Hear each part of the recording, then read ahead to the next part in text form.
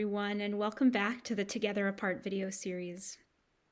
Since our second Seders last week, Jews and Jewish communities around the world have been engaged in the practice of Sfirat HaOmer, of ritually counting each day between the holiday of Passover, when we celebrate our freedom from Egypt, and the holiday of Shavuot, when we celebrate receiving the Torah at Mount Sinai.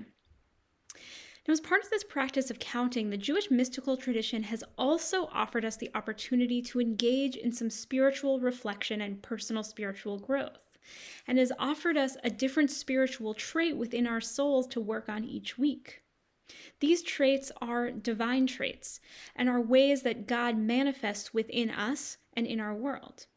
In the eyes of the Jewish mystics, this inner work then is not only about embodying God's qualities, but with an eye towards Shavuot and receiving the Torah, is about helping us become more and more open to the Torah's wisdom, which we receive again on Shavuot, and is about slowly coming to embody freedom and liberation in our own realities, in our own lives, as envisioned by the Torah.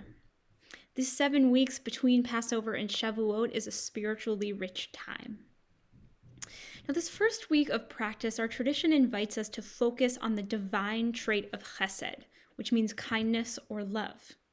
And Tuesday night through Wednesday in particular, our tradition invites us to reflect on where the trait of chesed intersects with the divine trait of yesod, which means foundation or grounding. This year, building off of our wonderful discussions in our class, What Do We Owe Each Other?, the reflection questions I'll be asking during the Sfirat HaOmer practice will be directed towards living in community and deepening community. So this week, I want to invite us to reflect on the way that kindness in our TBT community grounds us. So here are 2 reflection questions that I'll invite us to reflect on both tonight, but moving through the week.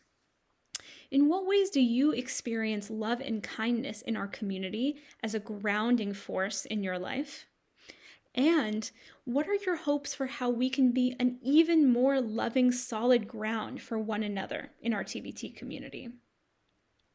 As usual, I look forward to hearing your responses to these questions. You can reach me at rabbi@bethtorah.org.